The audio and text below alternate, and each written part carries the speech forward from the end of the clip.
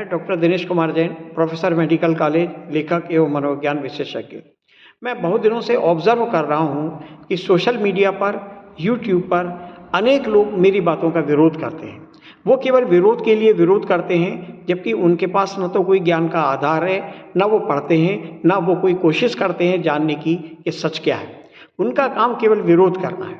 यहाँ हम Mike Tyson का एक उदाहरण दे सकते हैं। माइक टाइसन विश्व हेवीवेट बॉक्सर चैंपियन, 20 वर्ष की उम्र में उन्होंने विश्व हेवीवेट चैंपियन के कई खिताब लिए हैं। इस विश्व हेवीवेट चैंपियन को क्या हर कोई व्यक्ति चैलेंज कर सकता है? विश्व हेवीवेट चैंपियन माइक टाइसन को कुश्ती में वही व्यक्ति चैलेंज कर सकता है जो बलशाली हो, जिसने लगातार कसरत की है, जिसके पास ताकत है और वह माइक टाइसन से लड़ने की हिम्मत करता हो। यदि किसी व्यक्ति में बल नहीं है, उसने मेहनत नहीं की, कभी एक्सरसाइज नहीं की, उसके शरीर में ताकत नहीं है, तो वह माइक टाइसन को कभी चैलेंज नहीं करेगा, क्योंकि वह जानता है कि माइक टाइसन को यदि कुश्ती में चैलेंज किया तो उसका एक पंच या तो उसकी बत्तीसी तोड़ देगा या उसकी पसलियां तोड़ देगा, और यह भी हो सकता है कि उसकी मृत्यु हो जाए। लेकिन ज्ञान के क्षेत्र में ऐसा नहीं है। ज्ञान के क्षेत्र में यह देखा गया है कि जिस व्यक्ति ने कभी कुछ नहीं पढ़ा, डिग्रियां भी उसके पास केवल डिग्रियां हैं, उसने डिग्रियों के लिए केवल अध्ययन किया है, उसके पास बिल्कुल भी ज्ञान नहीं है, उसने ज्ञान के लिए कभी 1 मिनट भी खर्च नहीं किया, वह दिन रात पैसे कमाने में व्यस्त रहा है। ऐसे लोग भी ऐसे लोगों के से बहस करते हैं, आलोचना करते हैं, जिन्होंने अपना सारा जीवन ज्ञान के क्षेत्र में खपा दिया है। हम अपनी तुलना ज्ञान के क्षेत्र में हम और हमारे जैसे जो लोग हैं वो माइक टाइसन से कम नहीं हैं। इन्होंने पूरी जिंदगी अध्ययन में बिता दी है, हर विषय का इन्होंने अध्ययन किया है। सामाजिक समस्याओं के प्रति हम जैसे लोग संवेदनशील रहे हैं, इन समस्याओं के कारण जानने की कोशिश की है और यह भी जानने के लिए लगातार अध्ययन किया है कि इन सामाजिक समस्याओं को हम कैसे दूर कर सकते हैं। हम लोगों ने मनोविज्ञान पढ़ा है, समाजशास्त्र पढ़ा है, इतिहास पढ़ा है, अर्थशास्त्र पढ़ा है, मनोविज्ञान पढ़ा है, हमने चिकित्सा विज्ञान का भी गहन अध्ययन किया है, जेनेटिक्स की भी स्टडी की है। तो हम यदि किसी सामाजिक समस्या के निवारण के लिए या सामाजिक समस्या की कोई बात करते हैं तो उतना ही गहन अध्ययन करते हैं जिस तरह से शारीरिक स्तर पे माइक टाइसन ने किया है। लेकिन हम देखते हैं कि माइक टाइसन को कोई भी चैलेंज करने वाला नहीं है। आम आदमी जिसका बल स्तर, शारीरिक स्तर, कसरत माइक टाइसन जैसा ना हो। लेकिन हमने ज्ञान के क्षेत्र में देखा है कि कोई भी अनाड़ी, कोई भी मूर्ख, जिसको कोई भी ज्ञान नहीं है, वो हमको चैलेंज करने लगता है। तो यहाँ सबसे महत्वपूर्ण बात यह है कि उसका यदि कोई व्यक्ति बहस कर रहा है, विचार कर रहा है, तो सबसे पहले उसको उस विषय के बारे में ज्ञान प्राप्त करना होता है। जब तक उस विषय के बारे में वह ज्ञान प्राप्त नहीं करता, लगातार अध्ययन नहीं करता, ज्ञान के लिए तपस्या नहीं करता, जब तक उसको किसी भी तरह की बहस करने का अधिकार नहीं है। उसको सबसे पहले यदि कोई विशेषज्ञ कोई बात कह रहा है तो उसको सुनना चाहिए, सोचना चाहिए, मंथन करना चाहिए, और यदि वह उससे कोई सहमत नहीं है तो उसको लगातार अध्ययन करना चाहिए, और अध्ययन करने के बाद वह उन तर्कों का विरोध करे।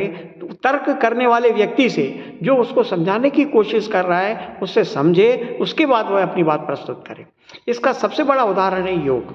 पतंजलि ने अपने योग दर्शन में साफ साफ कहा है कि योग चित्तवृत्ति का निरोध है, और चित्तवृत्ति के निरोध का मतलब है कि कोई व्यक्ति यदि योग करना चाहता है तो वह मस्तिष्क और शरीर को शून्यता में ले जाए, न मस्तिष्क से विचार करे, न शरीर से कोई काम करे, वह पूरी तरीके से कर्म विहीन हो, इच्छा विहीन हो, संवेदनाओं से अलग हो जाए, और वह कसरत भी न करे, आसन में मूवमेंट रहित पोजीशन में रहे, विचार रहित रहे, किसी भी तरह की संवेदनाओं से न जुड़े। और इन सब का मकसद है कि उसकी जो आत्मा है वह संवेदना विहीन हो जाए। इसके कारण आत्मा को जन्म मरण के बंधन से वह मुक्त हो जाएगा, वह ब्रह्म से सम्मिलित हो जाएगा, उसके बाद उसे मोक्ष प्राप्त हो जाएगा।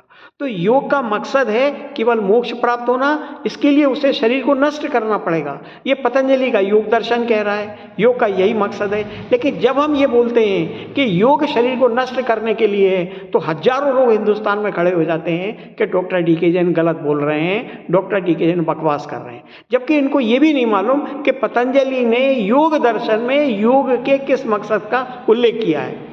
तो मेरा इन सभी लोगों से इतना अनुरोध है कि कम से कम इनके पास इतना ज्ञान होना चाहिए कि उनको ये समझ में आए कि कौन व्यक्ति ज्ञान की बात कर रहा है और कौन व्यक्ति ज्ञान की बात नहीं कर रहा है।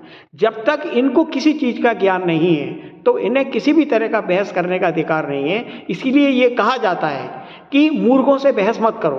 मूर्ख की परिभाषा ही यही होती है कि जिनको किसी चीज़ के बारे में ज्ञान नहीं है और उस पर वह बहस कर रहे हैं। हिंदुस्तानियों का तो टिपिकल कैरेक्टर है कि उन्होंने कभी विमान नहीं देखा होगा, विमान में यात्रा नहीं की होगी, लेकिन वो पायलट की तरह, विशेषज्ञ की तरह बात करेंगे कि विमान को इस तरह से मोड़ सकते हैं। कभी ऑपरेशन थिएटर में नहीं गए होंगे, चिकित्सा विज्ञान का अध्ययन नहीं किया होगा, लेकिन कैसे ऑपरेशन करते हैं इस पे किसी ऑपरेशन विशेषज्ञ से वो बहस करने लग जाएंगे। ये हिंदुस्तानियों का टिपिकल कैरेक्टर है। तो इसलिए मेरा समस्त हिंदुस्तानियों से आग्रह है कि किसी बात पर बहस करने से पहले वो उस विषय का अध्ययन करें, विचार विमर्श करें, मंथन करें और किसी विशेषज्ञ से पहले बात सुने, समझें। फिर यदि वो अपनी असहमत होते हैं तो पहले उस विषय से जानने की कोशिश करें, फिर अपना मत व्यक्त करें, लेकिन उसके लिए उन्हें अध्ययन करना पड़ेगा। लेकिन ऐसा नहीं है कि आपको किसी चीज़ के बारे में कुछ भी नहीं मालूम, आप कुछ नहीं जानते और कोई विशेषज्ञ आपकी भलाई के लिए, नई पीढ़ी के सुधार के लिए, समाज के सुधार के लिए, विज्ञान के आधार पर समाज में निरंतर परिवर्तन के लिए कोई प्रयास करे तो आप आलोचना करें। यदि आप ऐसा करते हैं तो यह केवल आपकी मूर्खता का परिचय है, आपकी मूर्खता का परिचय है। इसलिए मेरा समस्त हिंदुस्तानियों से अनुरोध है कि पहले हर विषय पे अध्ययन करें, उसके बाद विचार विमर्श करें और उसके बाद अपना मत प्रकट करें। धन्यवाद।